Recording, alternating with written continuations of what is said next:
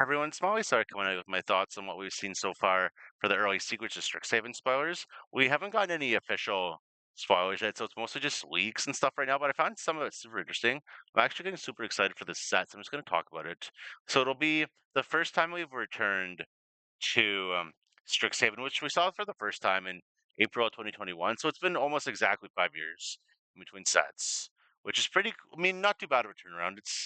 I kind of just lose track of time with some of the post-COVID, like during COVID sets. So I had to look up when we saw Strixhaven for the first time.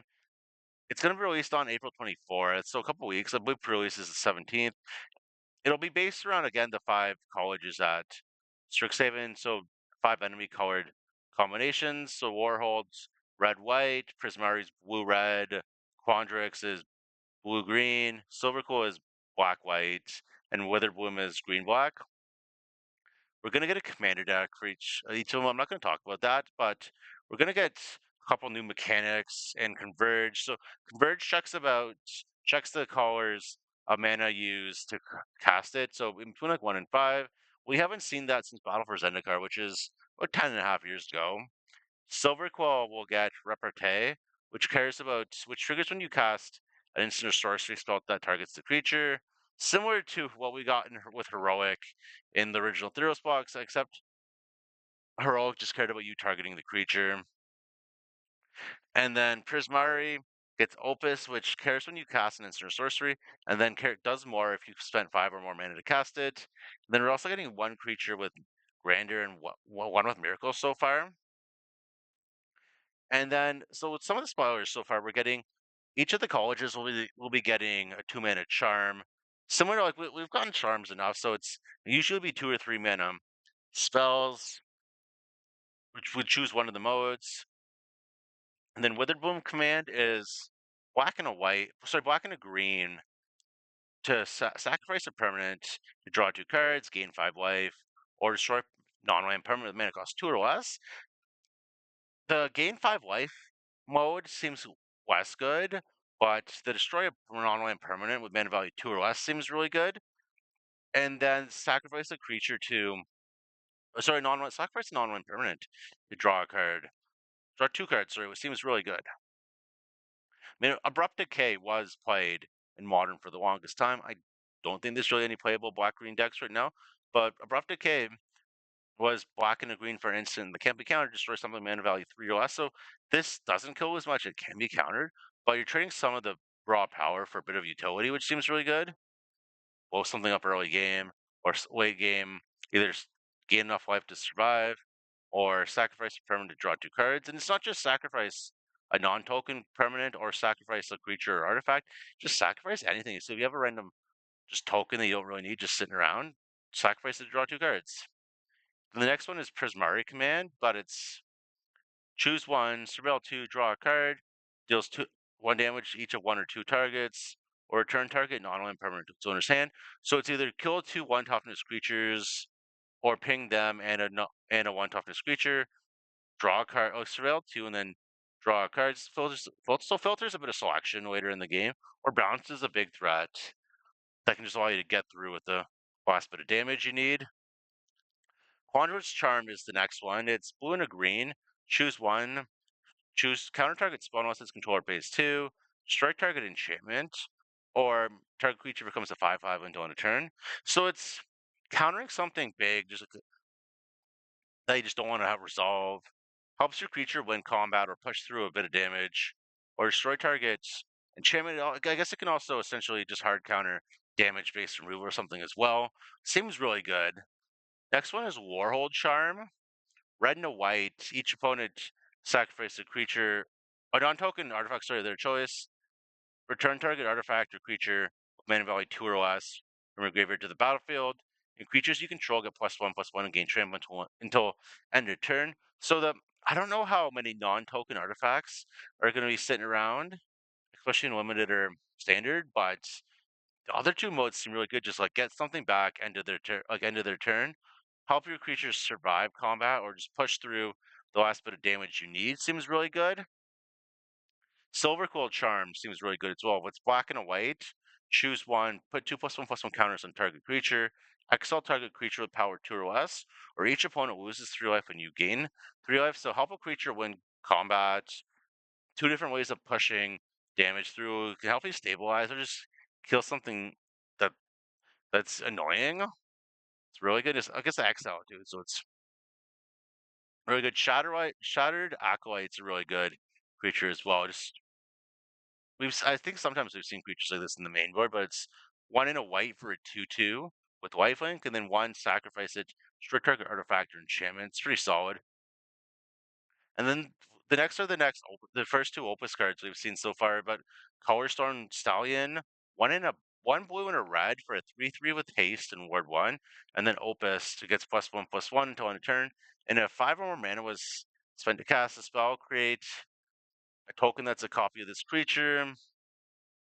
Seems solid. I can see it being played. And then Molten Call Maestro, one in a red for a 2/2 with menace, and then Opus put a +1/+1 counter on it, and then if 5 more was spent on it, add, a, add an amount of red equal to its power. So back in the day, Runaway Steamkin was played in the mono red decks around Guild Ravnica standard, but that was also a 1/1 for two and didn't have menace. But you had to remove the counters to add the mana. I mean, the Maestro only makes mana if already had a bunch of mana, but it doesn't lose the counters, and it doesn't have any limit on how many counters it can have it on it. So let's see which one is better, and then I don't know if these two cards here will change change the type of Izzet decks being played. Although we've seen some really good Izzet decks in standard for a while, or at least just go maybe right into prowess, but I don't know.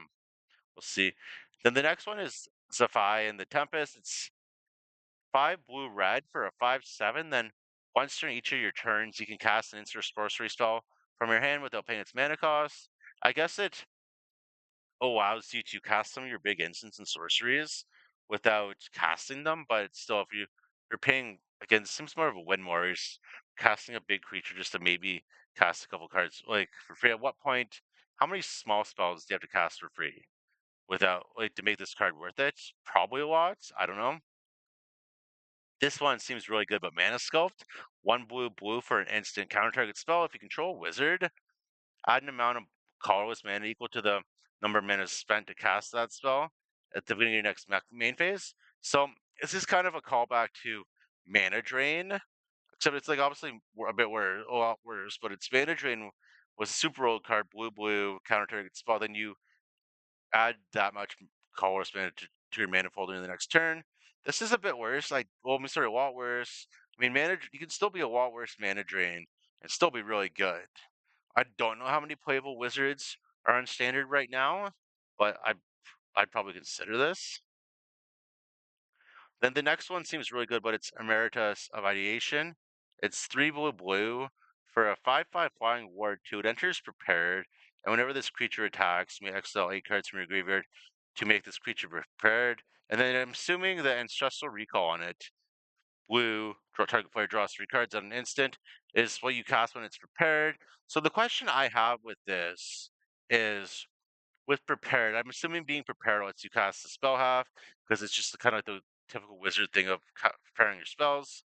I wonder if you have to tap the creature to cast the spell half, or if you could just cast it, because that makes it just be not having to untap with this makes it way better.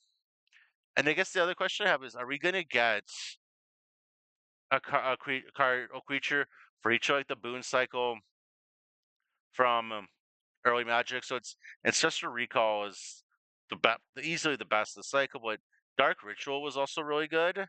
It's a black mana, add three a black mana for an instant, add 3 black mana to your mana pool. So I think it would be cool to just be able to prepare for.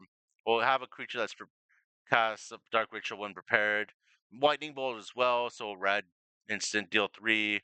And Giant Growth is probably not as good, but it's a green target creature gets +3/+3. Then Healing Salve is a white, choose one, either prevent the next 3 damage to be dealt to you or gain 3 life. So that's the worst, but I guess the other question is, I wonder if like all the other creatures that can prepare those spells will have the same mode of exile 8 cards from your graveyard to prepare it, or if you'll have like other modes of preparing them. I don't know. It's with the other ones, I can't see them being rares or mythics either. So maybe we'll get some mythics on it. Like I don't know. It seems pretty good. And then Agony and Arcane Omens are some converge spells. I'm not going to go over them. Pursue the Past is an interesting one, but I can't remember if this was a reprint or not. But it's red and a white. Gain 2 life. You may discard a card to draw 2 cards. We're getting flashback again, which is interesting. And then Page Loose Leaf is the Grandeur card. I don't know if we'll get any more, but it's 2 for an 0/2 legendary artifact creature construct. Taps for mana, or then you can Grandeur, so discard another card named Page Loose Leaf. Reveal cards from the top of your library until you reveal an instant or sorcery. Put the rest on the bottom of your library in any order. So, freak like in non-commander formats, Grandeur was a way to mitigate the risk of running multiple copies of a legendary creature in your deck.